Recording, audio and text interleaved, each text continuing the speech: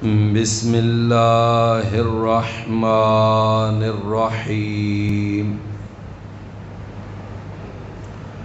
سورۃ انزلناها وفرضناها وانزلنا فیہا آیات بینات لعلکم تذکرون۔ سورۃ، یہ ایک سورت ہے، انزلناہا کہ ہم نے اس کو نازل کیا ہے، وفرضناہا اور اس کے احکام کو ہم نے فرض قرار دیا ہے، وَأَنزَلْنَا فِيهَا اور ہم نے اتارا ہے اس سورت میں آیات بینات واضح آیات کو، لعلکم تذکرون تاکہ تم نصیحت پکڑو۔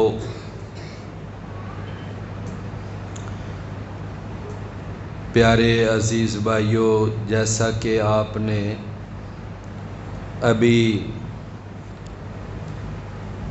اعلان بھی سنا، محترم ابو خزیمہ صاحب انہوں نے یہ فرمایا ہے کہ سورۃ النور جو ہے وہ ہم شروع کر رہے ہیں، اور یہ جو ہمارے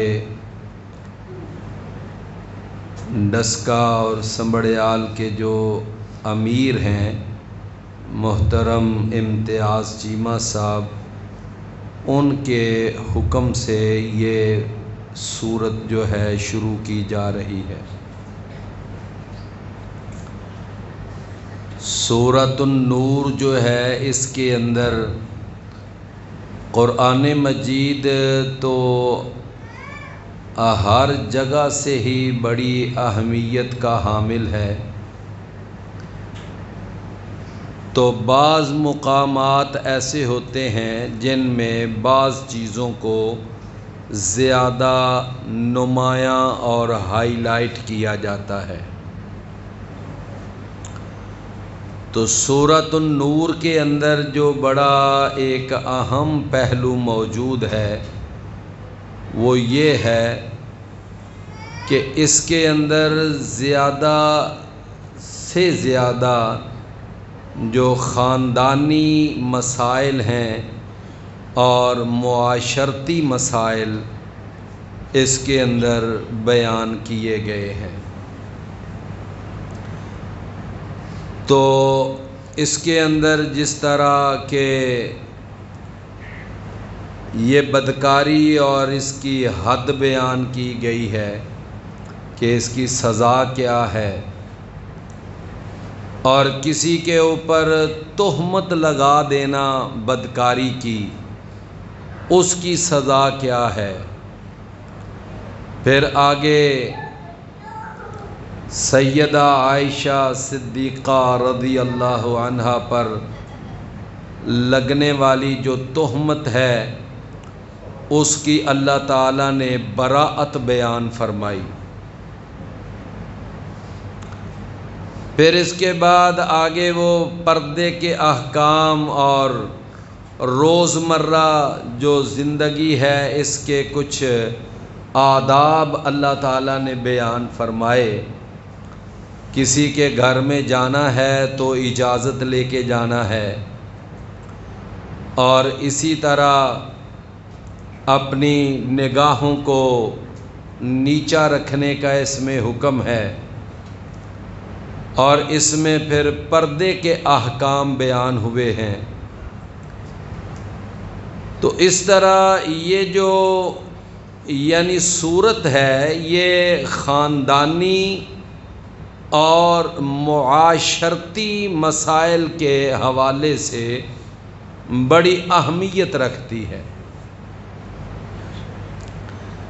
سیدنا عمر بن خطاب رضی اللہ عنہ مسلمانوں کے عظیم جرنیل اور بہت بڑے سردار، اللہ کی نشانیوں میں سے ایک نشانی مراد مصطفیٰ، مسلمانوں کے دوسرے خلیفہ راشد،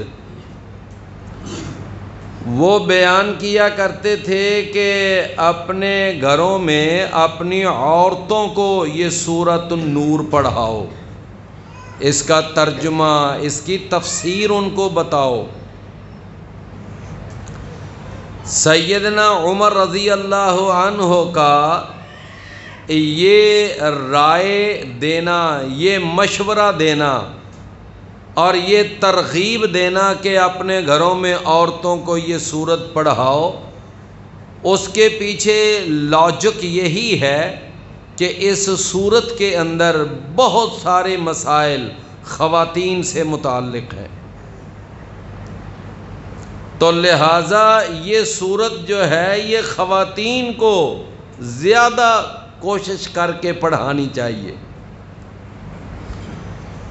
قرآن مجید میں 4 ایسی صورتیں ہیں جن کا بہت زیادہ حصہ وہ خواتین کے مسائل سے متعلق ہے۔ ایک سورۃ النساء ہے اور ایک سورۃ النور ہے اور ایک سورۃ الاحزاب ہے اور ایک چھوٹی صورت ہے 2 رکوع والی 28ویں پارے میں سورۃ الطلاق۔ تو یہ وہ صورتیں ہیں جن کا ایک بہت بڑا حصہ خواتین سے متعلق ہے، تو لہٰذا میرے بھائیوں یہ صورت جو ہے اس پہلو کو مد نظر رکھتے ہوئے اس صورت کو پڑھنے کا باقاعدہ اہتمام کیا گیا ہے۔ امید ہے کہ انشاءاللہ آپ بھائی کوشش کر کے اپنے ساتھ اپنے گھر کی خواتین کو ضرور لایا کریں گے، جیسا کہ آپ نے ابھی سن لیا کہ اس صورت کا ایک بہت بڑا تعلق خواتین سے ہے، تو اس میں آپ اپنے گھر سے اپنی بہنوں کو، اپنی بیٹیوں کو، اپنی والدہ کو، بیوی کو، کوئی اپنی خالہ کو یا پھپھو کو، یعنی جو بھی کوئی جہاں پر کوئی محنت کر سکتا ہے اور لا سکتا ہے لے کر آئیں۔ تو میرے بھائیوں یہ میں نے اس کی تھوڑی سی ایک اہمیت آپ کے سامنے رکھی ہے۔ اس سورت کی ایک اور بھی اہمیت ہے، وہ یہ کہ آپ دیکھیں کہ اس سورت کی پہلی آیت کیا ہے؟ فرمایا سورۃ انزلناہا، یہ سورت جو ہے ہم نے اس کو نازل کیا ہے۔ باقی جتنی قرآن مجید کی صورتیں ہیں 113 وہ کس نے نازل کی ہیں؟ وہ بھی تو اللہ نے ہی نازل کی ہیں،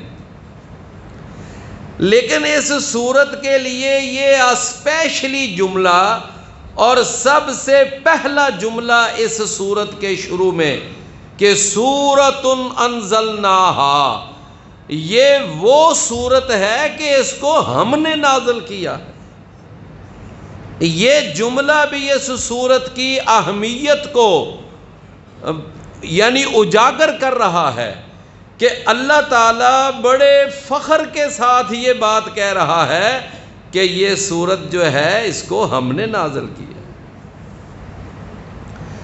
فرمایا وَفَرَضْنَاهَا، اور ہم نے اس کے جو احکامات ہیں، اس کی جو تعلیمات ہیں، اس کے اندر جو بیان کردہ ہدایات ہیں ان کو ہم نے فرض قرار دیا ہے، ہم نے فرض قرار دیا ہے۔ یہ نہ سمجھنا کہ یہ کوئی ایک عام سی کوئی یعنی صورت ہے، اس کو نازل کرنے والے بھی ہم ہیں اور اس کے احکام کو فرض قرار دینے والے بھی ہم ہیں۔ وَأَنزَلْنَا فِيهَا آيَاتٍ بَيِّنَاتٍ، اور ہم نے نازل کی ہیں اس میں واضح آیات، ہم نے اس کے اندر نازل کی ہیں۔ فرمایا کہ یہ سورت کو نازل کیا، اس کے احکام کو ہم نے فرض قرار دیا اور اس میں واضح آیات کو نازل کیا۔ کیوں؟ کیا پیچھے مقصد ہے؟ لعلکم تذکرون، تاکہ تم نصیحت پکڑو۔ تو یہ سارا پروسیس کس لیے ہے؟ یہ ہمیں نصیحت دینے کے لیے، ہماری تذکیر کے لیے، ہمارے لیے اللہ نے نصیحت کا ایک بہت بڑا گلدستہ ہے جو اس صورت کی شکل میں اتارا ہے۔ فرمایا کہ الزانیۃ والزانی فاجلدوا کل واحد منہما 100 جلدہ، کہ جو عورت زنا کرنے والی ہے، بدکاری کرنے والی ہے، اور جو مرد بدکاری کرنے والا ہے، فرمایا ان دونوں میں سے کل واحد منہما، ان دونوں میں سے ہر ایک کو لگاؤ، ہر ایک کو مارو۔ کیا مارو؟ فرمایا 100 جلدہ، 100 کوڑے ان کو مارو، ان میں سے ہر ایک کو۔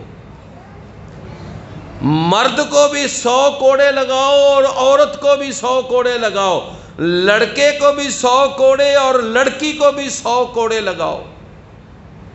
یہ اللہ تعالیٰ نے یعنی بدکار مرد اور بدکار عورت کی سزا بیان کی ہے اس میں۔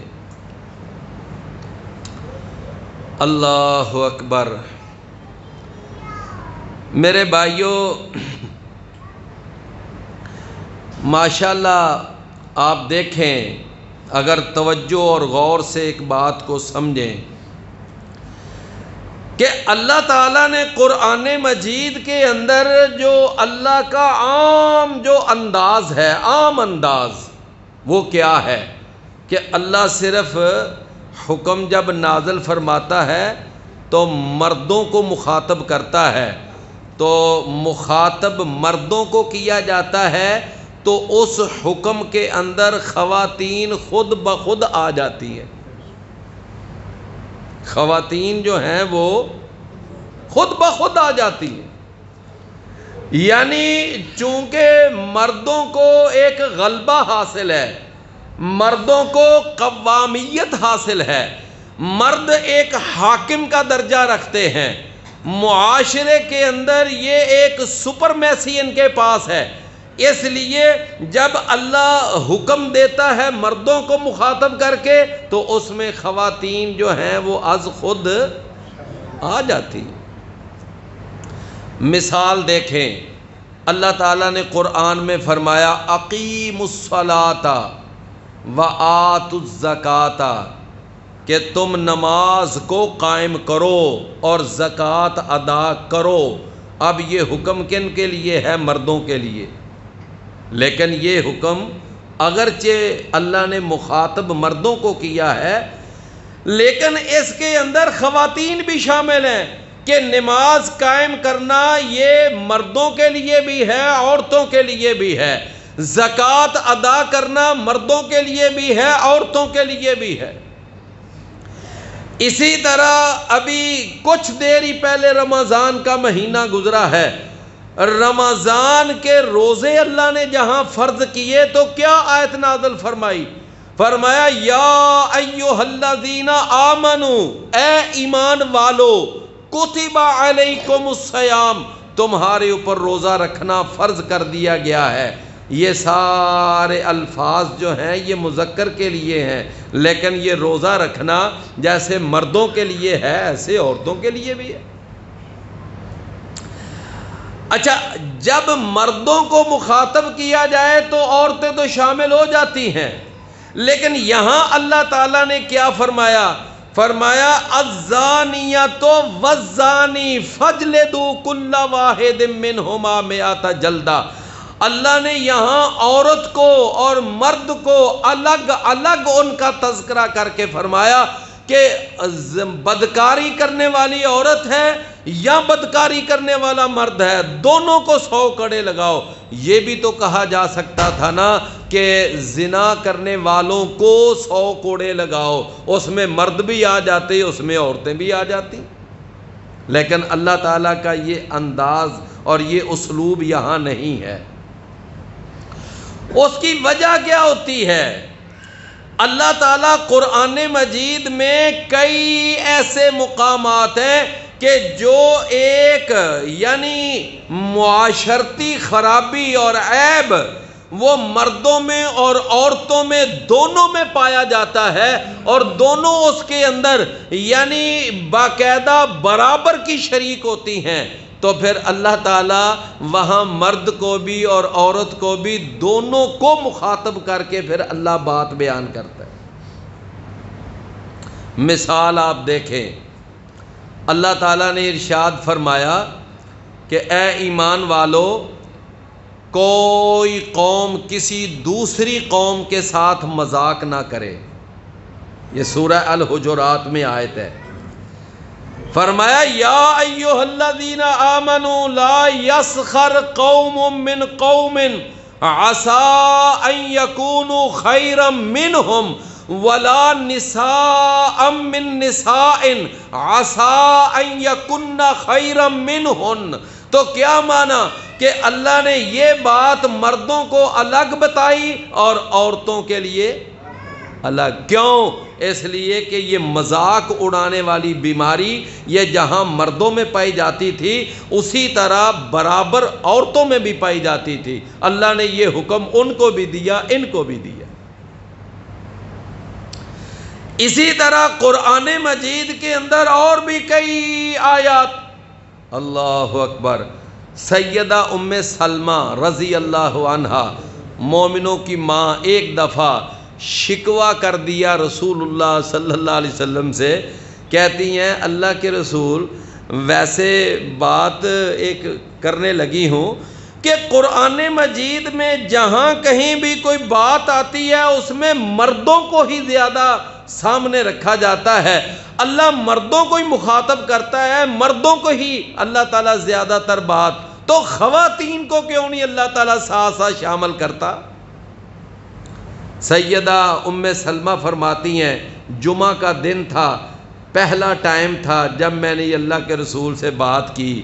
فرماتے ہیں تھوڑی دیر بعد جب جمعے کا وقت ہوا، اللہ کے نبی صلی اللہ علیہ وسلم منبر پر تشریف لے گئے اور جمعے کے خطبے میں آپ سورۃ الاحزاب کی وہ آیتیں پڑھ رہے تھے کہ ان المسلمین والمسلمات والمؤمنین والمؤمنات والقانتین والقانتات، یعنی وہ جو 10 اللہ نے صفات بیان فرمائی نا، وہ صفات برابر اللہ نے جہاں مردوں کی بیان کی وہاں عورتوں کی بھی بیان کی۔ بے شک فرما برداری اختیار کرنے والے مرد، فرما برداری اختیار کرنے والی عورتیں، اور ایمان لانے والے مرد، ایمان لانے والی عورتیں، عاجزی اختیار کرنے والے مرد، عاجزی اختیار کرنے والی عورتیں، اور روزہ رکھنے والے مرد، روزہ رکھنے والی عورتیں، صدقہ کرنے والے مرد، صدقہ کرنے والی عورتیں، سچ بولنے والے مرد، سچ بولنے والی عورتیں، یہ سارا اللہ نے وہاں پر تذکرہ مردوں کے ساتھ ساتھ عورتوں کا بیان کیا۔ سیدہ ام سلمہ فرماتی ہیں میں اس وقت اپنے گھر میں بیٹھی اپنے سر کے بالوں میں کنگھی کر رہی تھی، جب میں نے یہ آیتیں سنی تو میں فوراً متوجہ ہوئی کہ دیکھا نا، میں نے تھوڑی دیر ہی پہلے رسول اللہ صلی اللہ علیہ وسلم سے یہ شکوہ کیا اور اللہ نے ہمارے شکوے کو دور کر کے یعنی مردوں کے ساتھ ساتھ عورتوں کا بھی تذکرہ کر دیا۔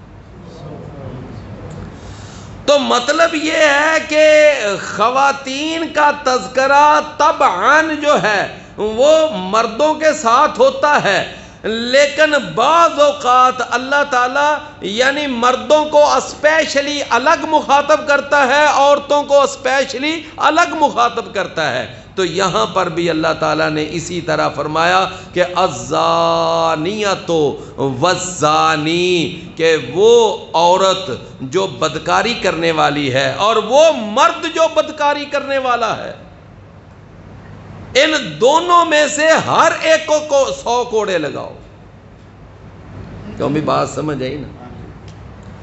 اللہ اکبر۔ ابھی میں نے آپ کو وہ جو دو مقام بتائے ہیں، سورہ حجرات کی وہ آیت میں نے بتائی، لا یسخر قوم من قوم، اور پھر وہ میں نے سورہ احزاب کی جو آیت بتائی، ان المسلمین والمسلمات، یہ ساری آیت، ان ساری آیات کے اندر پہلے مرد کا تذکرہ ہے یا پہلے عورت کا تذکرہ ہے؟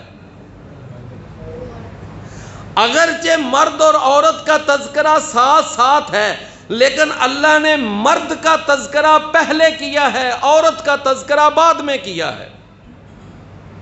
اسی طرح سورہ النساء کی آیت ہے، فرمایا کہ السارق والسارقۃ فاقطعوا ایدیہما جزاء بما کسبا، کہ چوری کرنے والا مرد ہو یا چوری کرنے والی عورت ہو، وہاں پر بھی پہلے مرد کا تذکرہ بعد میں عورت کا تذکرہ، لیکن قرآن کے اندر یہ ایک مقام ایسا ہے کہ جہاں اللہ نے پہلے عورت کا تذکرہ کیا ہے، بعد میں مرد کا تذکرہ کیا۔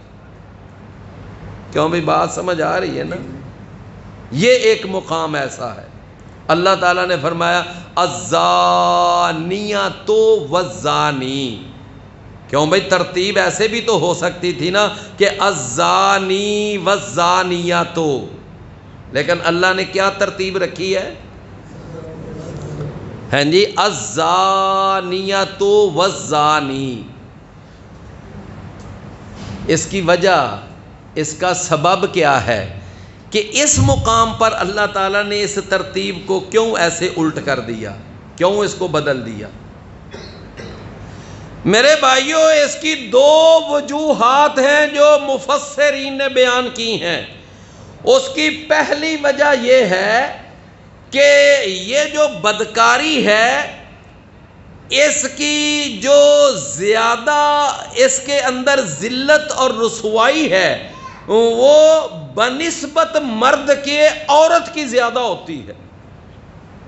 حالانکہ مرد کے لیے بھی بدنامی ہے، رسوائی ہے، لیکن ذرا تھوڑا سا ڈیپلی دیکھیں کہ رسوائی کے اعتبار سے، بدنامی کے اعتبار سے، ذلت کے اعتبار سے معاشرے میں زیادہ ذلت اور رسوائی کس کی ہوتی ہے؟ عورت کی زیادہ ہوتی ہے۔ یعنی اس کے لیے عار اور اس کے اندر شرم والا پہلو، ذلت والا پہلو، رسوائی والا پہلو مرد کی بنسبت زیادہ ہے دونوں کے لیے، لیکن بنسبت مرد کی عورت کے لیے ذلت اور رسوائی اور بدنامی زیادہ ہے۔ اس لیے اللہ تعالیٰ نے پھر یہاں عورت کا تذکرہ پہلے کیا، مرد کا تذکرہ بعد میں کیا۔ ایک یہ سمجھ آ گئی نا وجہ۔ ایک اور بھی وجہ بیان کی ہے بعض مفسرین نے، وہ کہتے ہیں کہ یہ جو بدکاری ہوتی ہے، اس کی جو مبادیات ہیں، مبادیات کیا معنی؟ اس کے جو ابتدائی مراحل ہوتے ہیں وہ زیادہ تر خواتین کی طرف سے سامنے آتے ہیں۔ تو سمجھ آئی بات کی؟ کس کی طرف سے؟ زیادہ تر، یہ نہیں کہ کلیتاً نہیں، کئی دفعہ مرد کی طرف سے بھی پیشکش ہوتی ہے، وہ پہلے آگے بڑھتا ہے، لیکن زیادہ تر اس میں جو یعنی ابتدائی مراحل ہوتے ہیں، اس کا جو آغاز ہوتا ہے وہ خواتین کی طرف سے زیادہ تر ہوتا ہے، اس لیے اللہ تعالیٰ نے یہاں پھر ان کی سزا بیان کرتے وقت بھی اللہ نے پہلے عورت کا تذکرہ کیا، بعد میں مرد کا کیا۔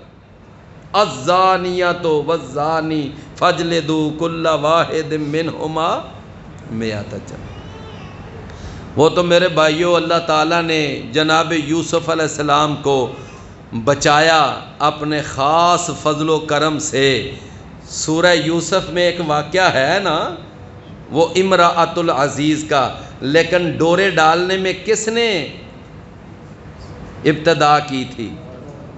ہاں جی، عورت نے کی تھی۔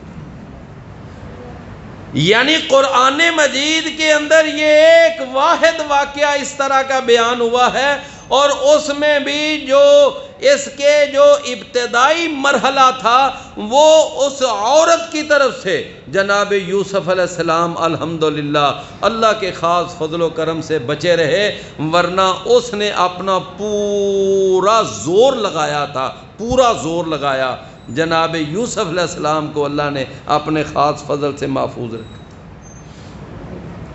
تو بہرحال میں عرض یہ کر رہا تھا کہ اللہ تعالیٰ نے یہاں پر یعنی کہ قرآن کے عام اصول اور عام روٹین اور معمول سے ہٹ کر اللہ ہمیشہ پہلے مردوں کا تذکرہ کرتا ہے، بعد میں عورت کا کرتا ہے، لیکن یہاں پر اللہ نے پہلے عورت کا کیا ہے، بعد میں مرد کا کیا۔ اس کی میں نے 2 وجہیں آپ کو بتائی ہیں، اس لیے کہ اس بدکاری کے نتیجے میں ذلت اور رسوائی وہ مرد کی بنسبت عورت کی زیادہ ہوتی ہے، اور دوسری وجہ اس کے جو ابتدائی مراحل ہوتے ہیں وہ خواتین کی طرف سے پہلے سامنے آتے ہیں۔ فرمایا الزانیۃ والزانی فاجلدوا کل واحد منہما مئۃ جلدہ، 100 کوڑے لگاؤ ان کو۔ کتنے؟ 100 کوڑے۔ سورہ النساء، سورہ النساء اور اس کی آیت نمبر ہے 15۔ اللہ تعالیٰ نے نا وہاں ارشاد فرمایا کہ وہ عورتیں یا وہ مرد جو بدکاری کا ارتکاب کرتے ہیں ان کو تم کیا کرو؟ فرمایا جب ان کے اوپر جرم ثابت ہو جائے، 4 گواہیاں مکمل ہو جائیں، تو تم ان کو یعنی عمر قید کر دو، ان کو کسی جگہ قید کر دو یہاں تک کہ ان کو موت آ جائے، یہاں تک کہ ان کو موت آ جائے۔ تو پھر کون سی یہ قید ہوئی؟ عمر قید ہوئی نا۔ تو فرمایا ان کو عمر قید کر دو، اور وہاں پر ساتھ ایک یہ بھی بات اللہ نے ارشاد فرمائی کہ یہ جو ہم سزا ابھی جاری کر رہے ہیں نا، یہ ایک عارضی اور ٹیمپریری سزا ہے، ہم اس کے لیے مستقل سزا بعد میں نازل کریں گے۔ یہ اللہ نے وہاں سورہ النساء میں بیان کر دیا، آیت نمبر 15۔ تو جب یہ آیت پھر نازل ہوئی نا، الزانیۃ والزانی فاجلدوا کل واحد منہما مئۃ جلدہ، تو نبی صلی اللہ علیہ وسلم نے باقاعدہ صحابہ کو جمع کیا اور آپ نے اکٹھا کر کے ان کو یہ آیت سنائی۔ فرمایا وہ جو اللہ نے سورہ النساء میں وعدہ کیا تھا نا کہ ابھی ہم عارضی سزا نازل کر رہے ہیں اور اس جرم کی مستقل سزا ہم پھر بعد میں نازل کریں گے، تو پھر رسول اللہ صلی اللہ علیہ وسلم پر جب یہ آیت نازل ہوئی تو آپ نے جمع کیا، آپ نے فرمایا آئندہ کے لیے یاد رکھو، اگر کوئی غیر شادی شدہ مرد عورت لڑکا لڑکی اگر وہ غیر شادی شدہ اس جرم کا ارتکاب کریں گے تو ان کو 100 کوڑے لگیں گے، ہر ایک کو 100 کوڑے لگیں گے، اور اگر کوئی شادی شدہ ہو کر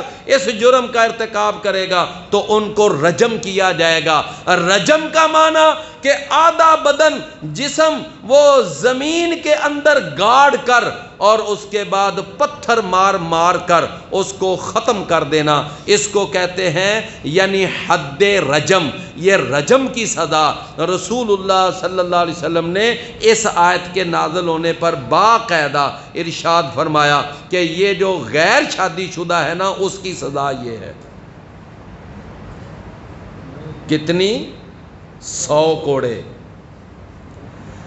اور حدیث نے ایک اور بھی ساتھ فرمایا وَتَغْرِيبُ عَامٍ، کہ 1 سال پھر ان کو اس علاقے سے باہر نکال دیا جائے گا، اس کو جلا وطن کر دیا جائے گا کہ یہ اب 1 سال تک اس علاقے میں نہیں رہ سکتا۔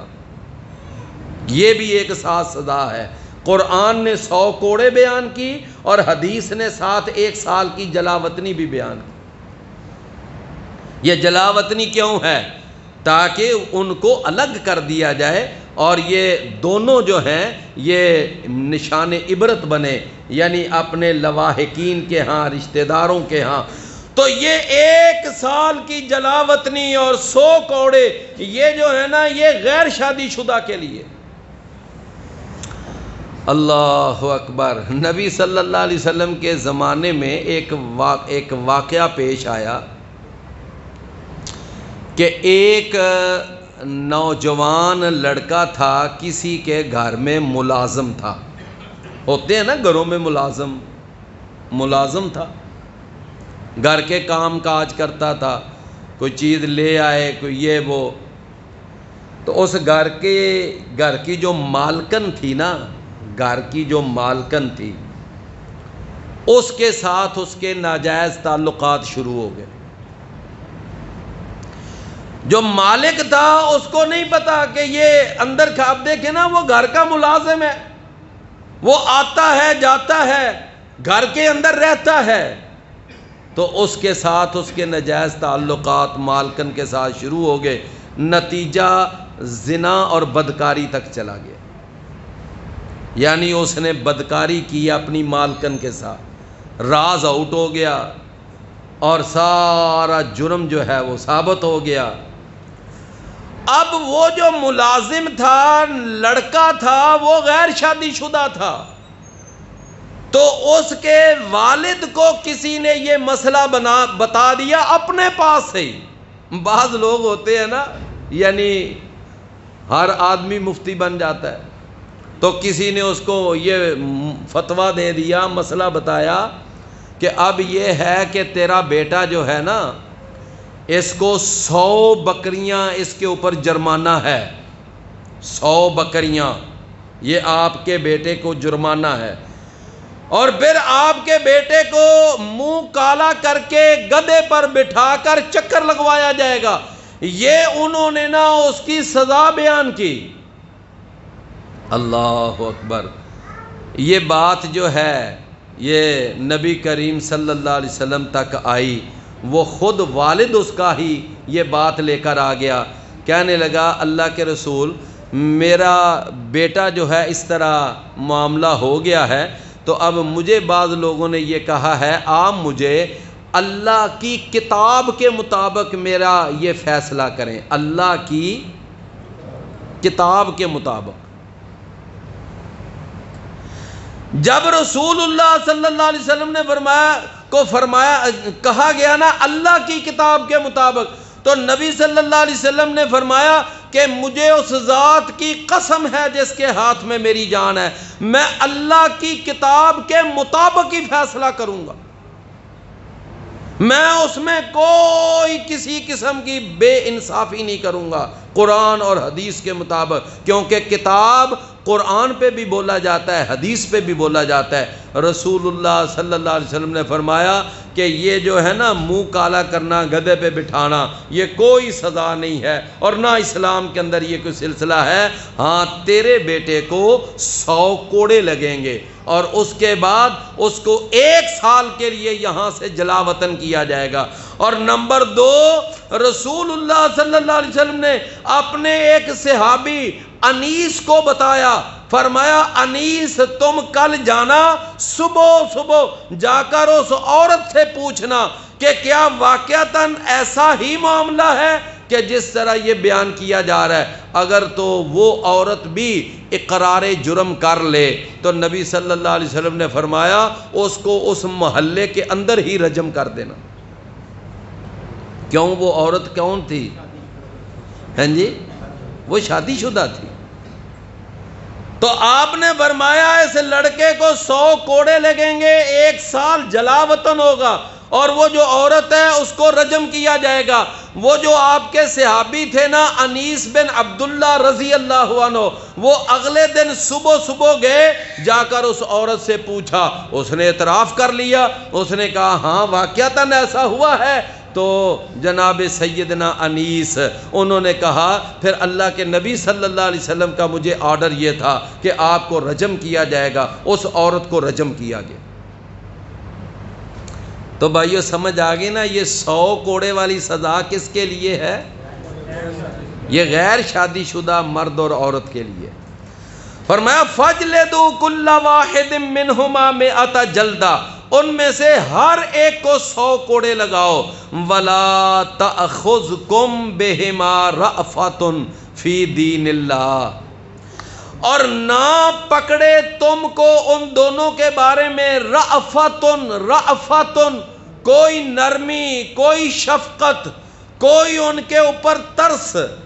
اللہ اکبر، کہ ایسا نہیں کہ چلو یار چھڑ دیو، معاف کر دیو، کیا ہو گیا، آخر انسان ہے۔ نہیں، اس طرح کی باتیں نہ کرو۔ فرمایا جب ان کا جرم ثابت ہو گیا اور ان کا جرم کھل کر سامنے آ گیا، اب ان کو سزا دینا لازم ہے تاکہ معاشرے کو ان ساری قباحتوں سے پاک کیا جائے۔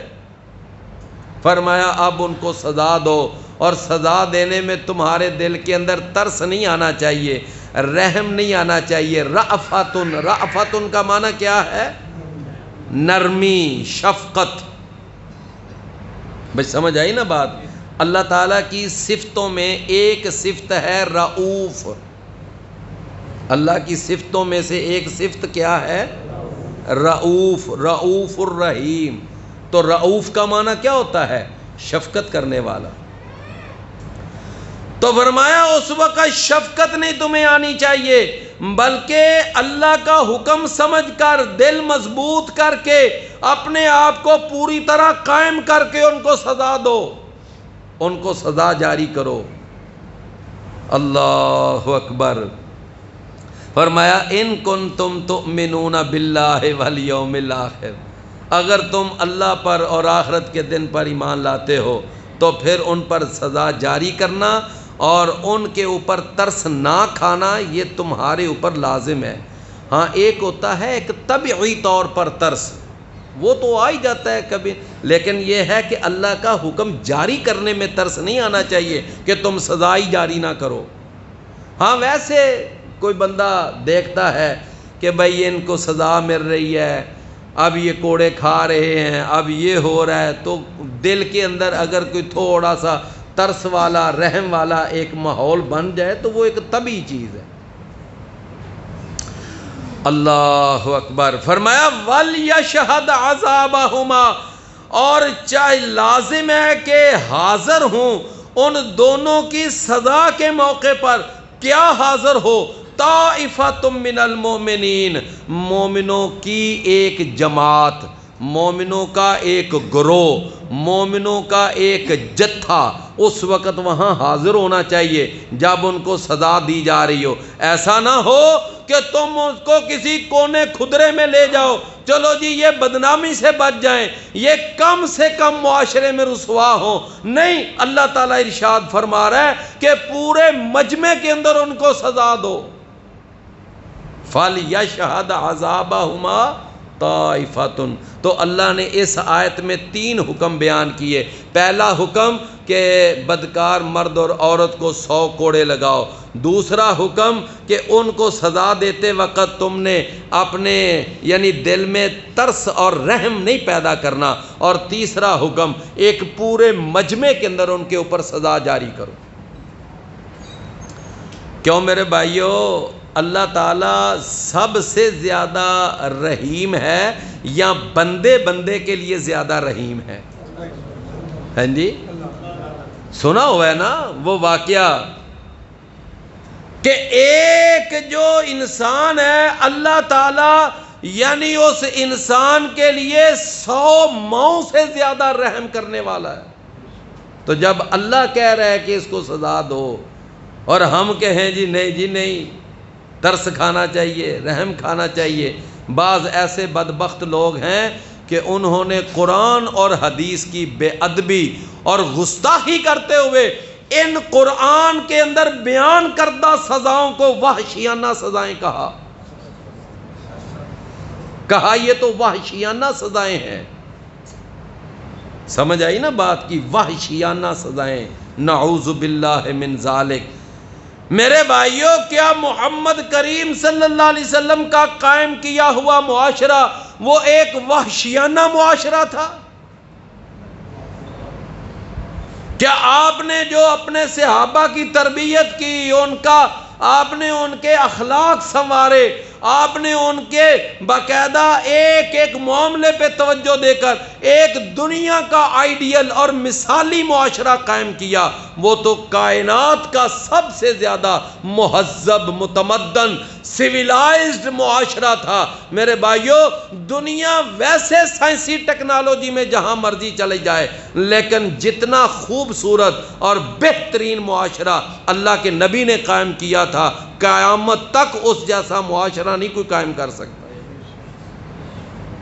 تو جب اللہ کے نبی نے یہ سزائیں دی ہیں تو پھر ان کو یہ کہنا کہ یہ وحشیانہ سزائیں ہیں. اور آج دیکھ لیں کوئی ملک جناب یہ رجم کی سزا جاری کر کے دیکھے فوراً اس پورے ملک کو دہشت گرد قرار دے دیا جائے گا. ایسا ہی ہے نا؟ سارا عالم کفر وہ جناب اس کے اوپر ٹوٹ پڑے گا. دیکھیں جی انہوں نے رجم کی سزا اوئے ہوئے کیا کر دیا. ابھی کچھ عرصہ پہلے پتہ ہے وہ ایک معاملہ ہوا تو ساری دنیا کا میڈیا چیخنے لگ گیا کہ یہ تو وحشی لوگ ہیں، یہ تو غیر انسانی ہیں، انہوں نے حقوق انسانی کو پامال کیا، یہ کیا وہ کیا، یعنی اس طرح کی بات. تو میرے بھائیوں یہ وحشیانہ سزائیں نہیں ہیں بلکہ قرآن کہتا ہے کہ ان کو مجمع عام کے اندر ان کو جاری کیا جائے تاکہ لوگوں کے لیے عبرت کا سامان بنے. اللہ اکبر. اس کے بعد پھر اللہ تعالیٰ نے ایک بدکار مرد اور ایک بدکار عورت کی پسند کا تذکرہ کیا کہ ایک بدکار عورت کس طرح کا مرد پسند کرتی ہے اور ایک بدکار یعنی مرد کس طرح کی عورت کو پسند کرتا ہے. وہ کس کو چوائس کرے گا، اس کی چوائس کیا ہے، اللہ نے آگے وہ بیان کیا. فرمایا الزانی لا ینکح الا زانیۃ، کہ جو زنا کرنے والا مرد ہوتا ہے وہ ہمیشہ یعنی وہ ایک زانیہ عورت کے ساتھ ہی نکاح کرنا پسند کرتا ہے. زنا کرنے والا مرد بدکار مرد کس کو پسند کرے گا؟ یعنی ایک گندا مرد گندی عورت کو ہی پسند کرے گا. عربی زبان میں ایک مثل مشہور ہے کہ الجنس یمیل الی الجنس، کہ ہمیشہ جنس جو ہے وہ اپنی جنس کی طرف مائل ہوتی ہے.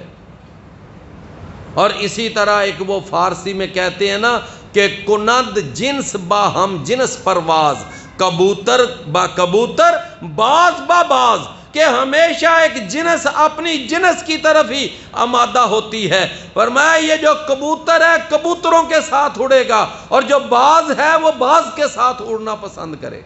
اور اللہ نے بھی قرآن میں یہ فرمایا کہ ایک بدکار مرد بدکار عورت کے ساتھ شادی کرنا پسند کرے گا، او مشرکتن، یا ایک مشرکہ عورت سے شادی کرنا پسند کرے گا. فرمایا والزانیۃ، اور جو زانیہ عورت ہوتی ہے، لا ینکحھا الا زان، نہیں نکاح کرتا اس سے مگر ایک زنا کرنے والا مرد.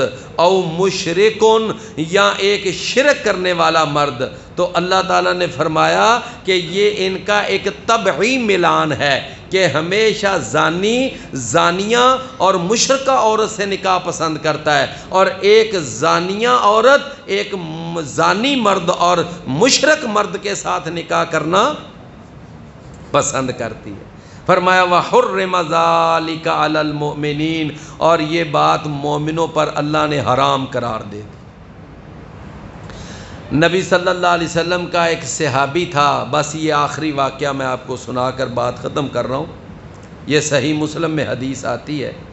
اس کا نام تھا ابو مرثد الغنوی، ابو مرثد الغنوی رضی اللہ عنہ۔ یہ جو ابو مرثد الغنوی تھے ماشاءاللہ بڑے اونچے قد والے، چوڑا جسم، مضبوط بدن اور ایک کڑیل جوان۔ سیدنا ابو مرثد الغنوی جب انہوں نے کلمہ پڑھا، مسلمان ہوئے، کفر کو چھوڑ کر اسلام میں آئے، تو نبی صلی اللہ علیہ وسلم سے کہنے لگے اللہ کے رسول، میں جب جاہلیت کے دور میں تھا، جب میں کافر تھا، تو مجھے چوری کرنے کی بڑی عادت تھی، اور صرف عادت ہی نہیں، میں چوری کرنے میں بڑا ماہر تھا۔ بات سمجھ رہے ہیں نا؟ چوری کرنے میں بڑا ماہر تھا۔ تو اگر اس طرح کی کوئی خدمت میرے لائق ہو تو مجھے بتانا۔ سمجھ آئی بات کی؟ اگر اس طرح کی کوئی خدمت میرے لائق ہو تو مجھے بتانا۔ رسول اللہ صلی اللہ علیہ وسلم نے فرمایا کہ ٹھیک ہے ابو مرثد، اگر آپ اس بات کے اندر مہارت رکھتے ہیں تو ہمارے کچھ قیدی ہیں جو مکے والوں نے وہ قید کیے ہوئے ہیں، ناجائز قید ان میں رکھا ہوا ہے، تو آپ اگر چوری کرنے میں مہارت رکھتے ہیں تو جاؤ، وہ جا کر ہمارے چور، ہمارے جو قیدی ہیں وہاں سے چوری کر کے لاؤ۔ بھئی بات سمجھ آ گئی نا؟ یہ پھر آپ کو ہم ڈیوٹی سونپتے ہیں، یہ ذمہ داری لگاتے ہیں، آپ پھر اس کو پورا کریں۔ کہنے لگے لو اللہ کے رسول یہ تو مسئلہ ہی کوئی نہیں، جس طرح ہمارے ہاں کہتے ہیں نا تو میرے بائیں ہاتھ دا کھیل۔ کہنے لگے اللہ کے رسول یہ تو بات ہی کوئی نہیں، آپ دیکھنا کس طرح میں جاؤں گا، وہاں سے قیدی لاؤں گا اور میں پھر فٹا آپ کے سامنے پیش کروں گا۔ جا کر کوئی ایک قیدی وہاں سے پکڑا، اس کی زنجیریں کاٹیں، اس کی بیڑیاں کاٹیں اور اس کو اپنے کندھے کے اوپر بٹھاتے، ماشاءاللہ جوان تھے جیسا میں نے پہلا، یعنی وہ جاتے اور قیدی کو اپنے کندھوں پہ بٹھاتے اور وہ لے کر آ جاتے، ایک گئے، دو تین چار، کئی قیدی انہوں نے وہاں سے چرائے۔ اب وہ حیران کہ پتہ نہیں کون آتا ہے، وہ ہمارا قیدی ہر چوتھے پانچویں دن کوئی نہ کوئی قیدی کم ہویا ہوتا ہے۔ میرے بھائیوں ایک دفعہ ایسا ہوا کہ یہ ابو مرثد الغنوی مکہ گئے، مکے کے باہر ایک باغ تھا، ایک چار دیواری تھی اس باغ کی، تو وہاں پر رات کا وقت تھا، چاندنی رات تھی اور کافی ساری روشنی، چاندنی رات میں روشنی ہوتی ہے، تو یہ وہاں باغ میں تھے، اپنے مشن پہ جا رہے تھے، تو وہاں ایک عورت سامنے آ گئی، اس عورت کا نام تھا عناق۔ کیا نام تھا؟ عناق۔ اور یہ مکہ کی ایک ایسی عورت تھی کہ جو مثال کے طور پر یعنی آپ سمجھ لیں کہ ایک زانیہ ٹائپ عورت تھی۔ تو جناب ابو مرثد الغنوی جو تھے ان کے ساتھ بھی دور جاہلیت میں ان کے ناجائز مراسم تھے۔ رات کا وقت اس نے دعوت دی، اس نے کہا کہ ابو مرثد آؤ آج رات میرے ساتھ بسر کرو۔ تو ابو مرثد کہنے لگے کہ عناق اسلام کے اندر زنا اور بدکاری حرام ہے۔ اس کو تب پتا چلا کہ یہ ابو مرثد تو مسلمان ہو گیا ہوا ہے، اس کو پہلے پتہ ہی نہیں تھا کہ ابو مرثد نے کلمہ پڑھ لیا ہوا ہے۔ جب انہوں نے کہا نا اسلام میں بدکاری حرام ہے، تو وہ کہنے لگی اچھا تو مسلمان ہو چکا ہے، ہاں میں نے اسلام قبول کر لیا ہے اور اسلام کے اندر یہ چیز جائز نہیں ہے، اس نے فوری طور پر شور مچانا شروع کر دیا، کہنے لگی او مکے والو، وہ جو تمہارے قیدی روز چوری ہوتے ہیں نا کچھ دنوں کے بعد، یہ ہے وہ آدمی جو تمہارے قیدی چوری کرتا ہے۔ اونچی اونچی آواز کے ساتھ چیخنے لگ گئی۔ میرے بھائیوں، یہ جو ناجائز قسم کے معاشقے ہوتے ہیں نا، ان کا یہی انداز ہوتا ہے، پہلے مر جا رہے ہوتے ہیں، ایک دوسرے پر جان دینے کے وعدے کیے جا رہے ہوتے ہیں، لیکن جب ذرا سی خلاف طبیعت بات آ جائے تو اس کے بعد سارا بھانڈا پھوڑ دیتے ہیں۔ وہی عورت جو پہلے یعنی رات اپنے ساتھ بسر کرنے کی دعوت دے رہی تھی، اب جب پتہ چلا کہ اس نے میری خواہش کو ٹھکرا دیا، دعوت کو ٹھکرا دیا، تو اب وہی عورت وہ کس طرح چلا رہی ہے، شور ڈال رہی ہے۔ میرے بھائیو، جناب ابو مرثد وہاں سے دوڑے، اب وہاں سے مکے والے پیچھے دوڑے ہیں، کہتے ہیں میری دوڑ بہت زیادہ تھی، کوئی مجھے چھو نہ سکا، میں تھوڑی دیر کے بعد بہت آگے نکل گیا، پھر اس کے بعد میں اگلی رات آیا، پھر میں نے ایک وہاں سے قیدی چوری کیا، اٹھایا، میں مدینے لے کر آیا، تو میں نے نہ آ کر رسول اللہ صلی اللہ علیہ وسلم کو یہ سارا واقعہ سنایا۔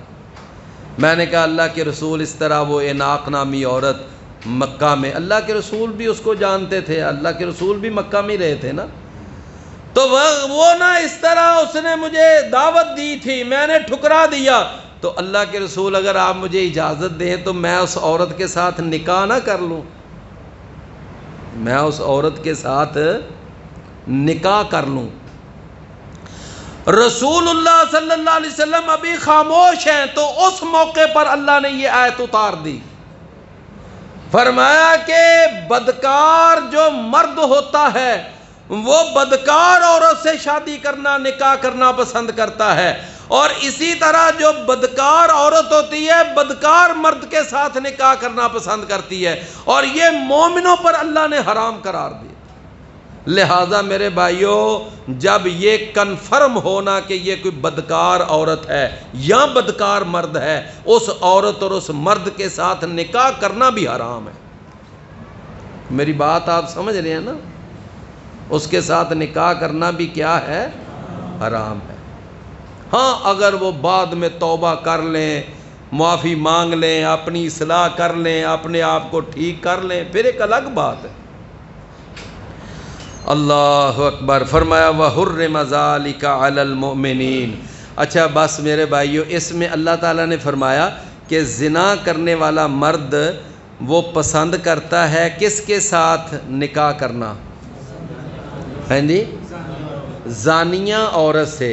بس اتنی بات کافی نہیں تھی، آگے اللہ نے فرمایا یا مشرکہ عورت سے۔ یہاں شرک کا کیا تعلق ہے؟ بھئی بات تو صرف زنا کی ہو رہی ہے، بدکاری کی ہو رہی ہے، یہاں اللہ نے ساتھ وہ شرک کو کیوں اٹیچ کر دیا، کیوں نتھی کر دیا؟ میرے بھائیو، اس کی ایک وجہ یہ ہے کہ جس طرح زنا جو ہوتا ہے اس کے اندر یہ ایک قدر مشترک ہوتی ہے کہ زانی مرد جو ہوتا ہے وہ کسی ایک جگہ پر گزارا نہیں کرتا، وہ جگہ جگہ پہ منہ مارتا ہے، اور اسی طرح زانیہ عورت کسی ایک مرد پر گزارا نہیں کرتی، وہ جگہ جگہ پہ منہ مارتی ہے۔ بالکل اسی طرح ایک مشرک عورت اور ایک مشرک مرد جو ہوتے ہیں ان کا بھی ایک اللہ کے در پہ گزارا نہیں ہوتا، وہ بھی جا کر جگہ جگہ پہ منہ مارتے۔ بات سمجھ آئی نا؟ کبھی فلاں دربار، کبھی فلاں آستانہ، کبھی فلاں خانقاہ، جی مجھے وہاں سے خیر ملے گی، مجھے وہاں پہ یہ ہو جائے گا۔ میرے بھائیو، جو موحد ہوتا ہے وہ ایک ہی در پہ رہتا ہے، وہ ایک ہی در پہ جھکتا ہے، ایک ہی در پہ ہو تو وہ سجدہ بھی مزہ دیتا ہے فراز۔ بھٹک جاتے ہیں وہ لوگ جن کے کئی معبود ہوتے ہیں۔ اور پھر دوسری ایک وجہ، جتنے دنیا کے اندر آپ کو دربار نظر آتے ہیں، ان درباروں میں جہاں شرک عام ہے وہاں بدکاری بھی عام ہے، اور آپ تجربہ کر کے دیکھ لیں۔ ان درباروں پہ جہاں شرک عام ہے وہاں بدکاری بھی عام ہے، وہاں باقاعدہ بدکاری کے اڈے بنے ہوئے ہیں، نیچے تہ خانے بنے ہوئے ہیں، اور اللہ تعالیٰ معاف فرمائے وہاں پر وہ بدکاری ہوتی ہے کہ جس کا آپ تصور بھی نہیں کر سکتے۔ اور پھر جناب جب کبھی وہ میلے لگتے ہیں اور عرس ہوتے ہیں، وہاں پر پھر جناب ساری اگلی پچھلی کسر ہی نکل جاتی ہے،